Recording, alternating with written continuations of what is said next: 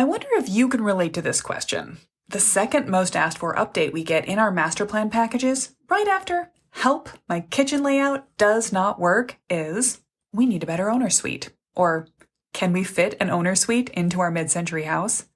And the answer is yes, we probably can. These days, when I start thinking about how to improve on an owner suite situation, I've got a lot of experience to hand. Mid-Mod Midwest has come up with dozens of solutions for this challenge in the last 2 years, and today I want to talk to you about the ins and outs of what you'll typically find as an existing owner suite in a mid-century house, and put a little history behind it. Hey there. Welcome back to Mid-Mod Remodel. This is the show about updating MCM homes, helping you match a mid-century home to your modern life. I'm your host, Della Hansman, architect and mid-century ranch enthusiast. You're listening to episode 1301. If you caught that, we just rolled over from the 12s to the 13s, and I've got an overarching topic in mind for the next few months of episodes. I'm calling this the Bed Bath & Beyond season, in my mind anyway, and I'll be digging into everything from why a small bath update is one of the best starter projects you can take on, to how to fit more storage into a mid-century bedroom, to where to find space to add an owner suite if you don't have one now, and more. I'm going to use that beyond to branch out into a few other planned episodes coming up on finding the right contractor or great basement updates. Although that last one is less of a divergence from the main topic than you might think, because guess what Mid-Mod Midwest often ends up adding to a good basement update? Yeah, a guest room with a new or an updated bath. So that fits the theme too. Long story short, we've got a few things we want you to know about great mid-century bathrooms, great mid-century bedrooms, and beyond, and I want you to stay tuned. If you've got specific questions you'd like to see me address, shoot them to me now in my Instagram DMs. That's still always the best way to get a hold of me personally, so I'll get them fit into the episode list or make sure I cover them with a topic that's already on the slate. Oh yeah, and I'm just going to whet your appetite for the end of the summer. In August, I'm going to be doing a mid-century design clinic on amazing mid-century owner suites. So if you're new, I love to do mid-century design clinics as often as I can. They are a 2-hour live delivered workshop where I go deep into the design process for a specific space. In the past, I've done them on topics like the mid-century kitchen, patios, porches, and decks, exterior experience updates to give your whole house a mid-century facelift, and most recently, one on simplifying every mid-century finish choice to help you kill that, "oh God, I have to pick every single product" sense of overwhelm.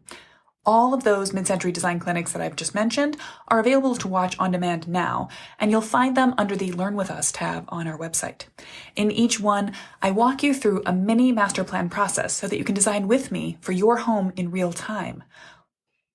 In each mid-century design clinic, we walk through how to ask the right dream questions, how to discover the most important house facts for that area, how to distill the right style choices that matter most, and then we draft. I'll show you a host of options and examples from past mid-century projects that we've done, so you can develop a one-space master plan on your own. Anyway, I'll be adding to that topic list soon with the Mid-Century Owner Suite Clinic. It is coming. It's going to be on my mind. We'll fit it in, talk about it this whole season, and it'll probably be happening in early August. We still have to find the moment in summer between some downtime for myself and my lovely teammates. So the date will be announced later. Keep your eye on the weekends of early August, though.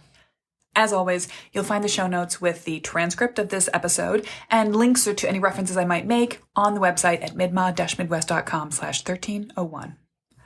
All right, let's talk terminology. What is an owner suite? Mostly it's the largest bedroom in the house. Possibly it's got a better or more private view. Possibly it has more storage space, an extra closet than the other bedrooms. And possibly it has an ensuite bathroom, so you don't have to step out into a hallway to access your bathing space. Now, why did I title this episode the Owner Suite episode and not the Master Suite episode? Calling these spaces the Owner Suite is a transition I made a couple of years ago. Industry standards have been shifting over time. When I grew up, my family lived in a house where we all shared one bathroom and took our turns getting ready in the morning before school and work. But I had friends in newer homes that had separate bathrooms for the biggest bedroom.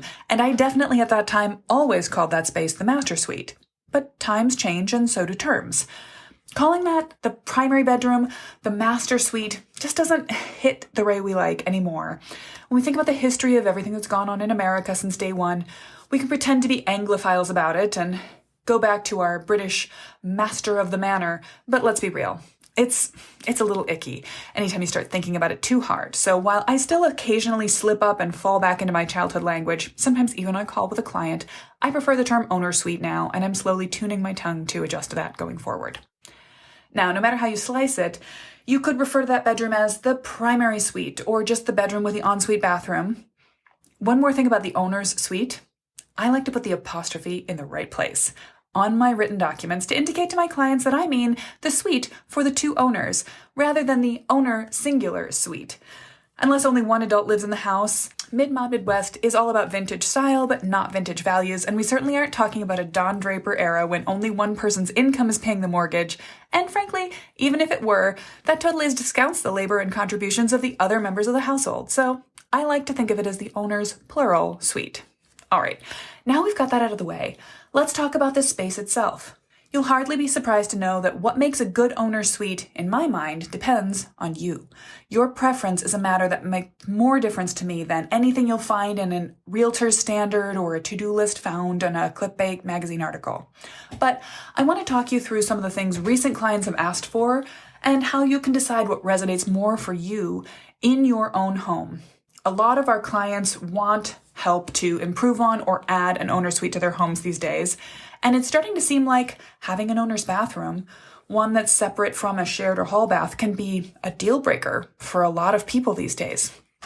This came up in a design chat I just recorded with Sarah Yearout of Mid-Century Homes in Boise. She says that in Boise, and I'm assuming it's true in other markets, they're really struggling to sell homes that don't come with an ensuite bathroom. And this sometimes happens even in their coolest, their most mid-century gem, architecturally significant homes. If they were built before a certain era and don't come with an owner suite standard, people beyond a certain price point just won't consider a house that doesn't have a private bathroom. It doesn't even have to be large or grandiose, but it can't be the shared hallway bathroom, even for a couple living in the house alone. I find this fascinating. I was kind of surprised by it, but on the other hand, it's definitely something that comes up in most of our mid-century master plan projects. I'm curious, how do you feel about this yourself? Do you have an owner suite? Do you need one? Do you want one? Do you wish yours were snazzier? Or does the whole concept feel strange to you? I would love it if you would pop into my Instagram DMs and tell me the answer to your question, because I'm trying to take a little survey and figure out how important the owner suite feels to the mid-century enthusiasts of the world. All right, because everything is better with context, I want to talk a little bit about the history of the owner suite. With all the media and real estate attention on this glorious owner suite area, it's easy to forget that they haven't always been a staple in home design.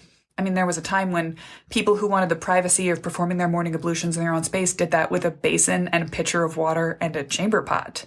That time was not so very long ago. One of my favorite murder mysteries of the 1930s, Strong Poison, had a plot that turned on possible poison in the urine basin set out in a guest's bedroom space. That, of course, is almost 100 years ago now, so not super recent, but it's interesting to take the timeline back a little way. So let's go back to, say, the early 1900s.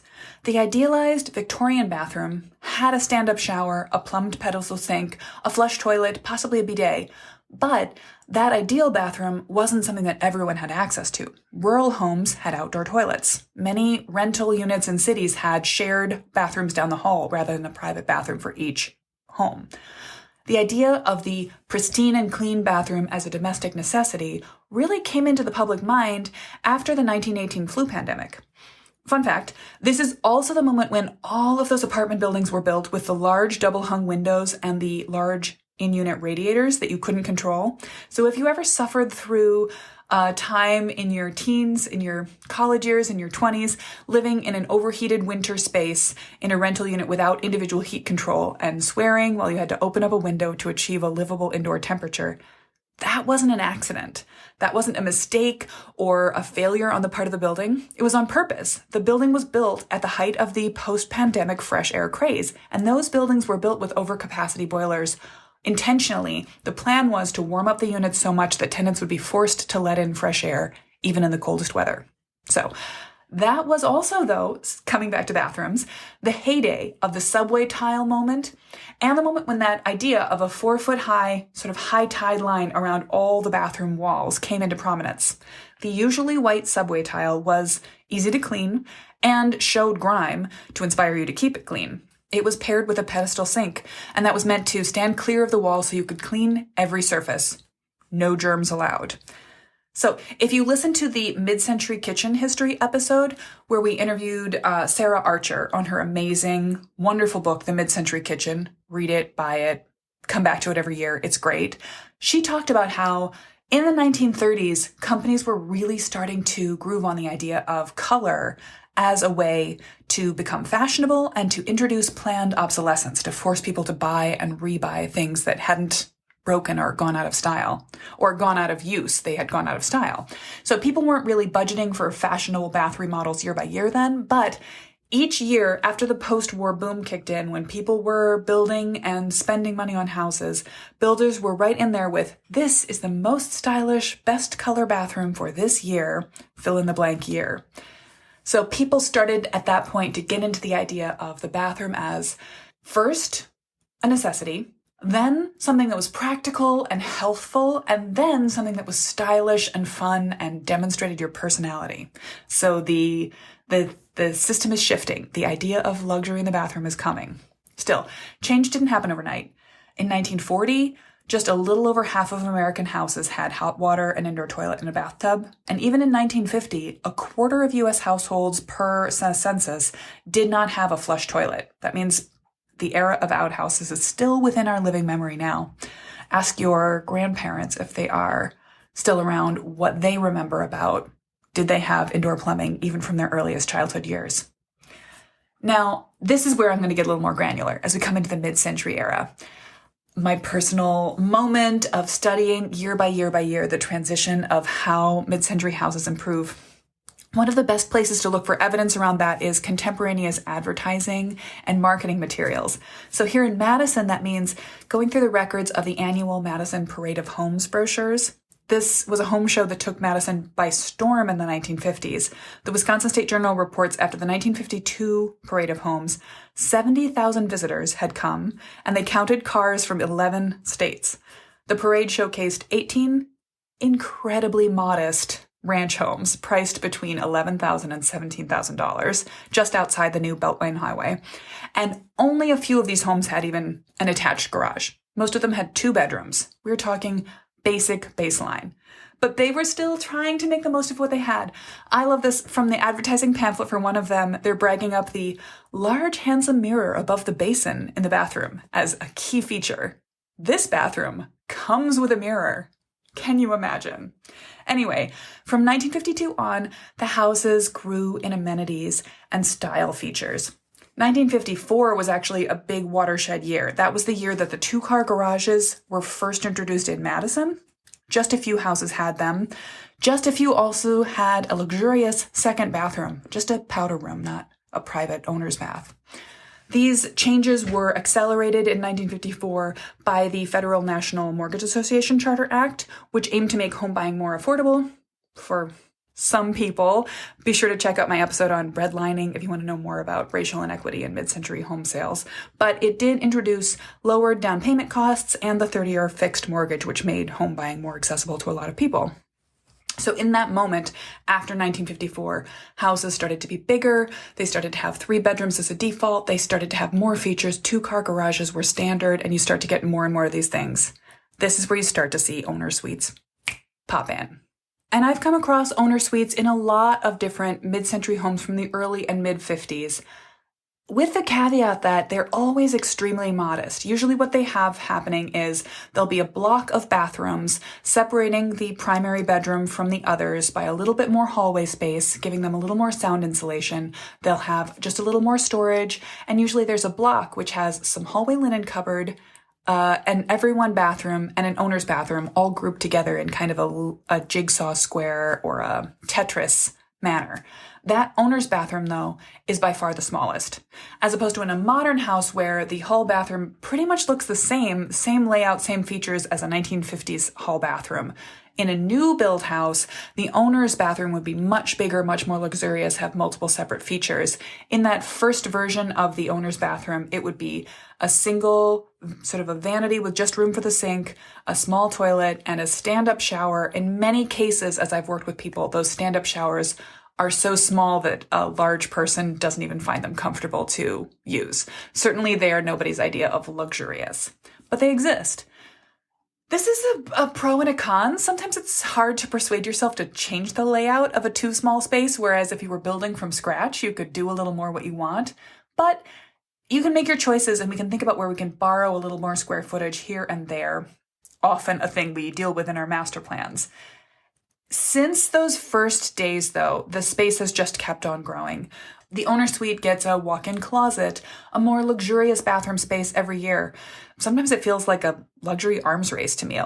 And while I was doing a little research for this podcast, I came across an article that mentioned the idea of a dual owner suite. That is a grand bedroom, storage space, and bath for two people, two halves of a couple in a partnership. That's actually a new one on me. But you never know. It could be the right choice for the right person or people. As always, it depends.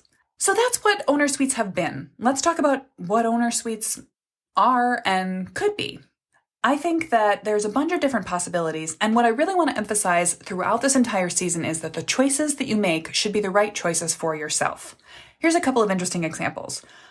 For one couple, they were living alone in a house. It had a 3-bedroom space upstairs with a single bathroom, and they were planning to keep it that way. They didn't want to change the outer borders of the house, the envelope, and it was a split-level house, so they would have had to sacrifice a bedroom entirely to put in a new bathroom.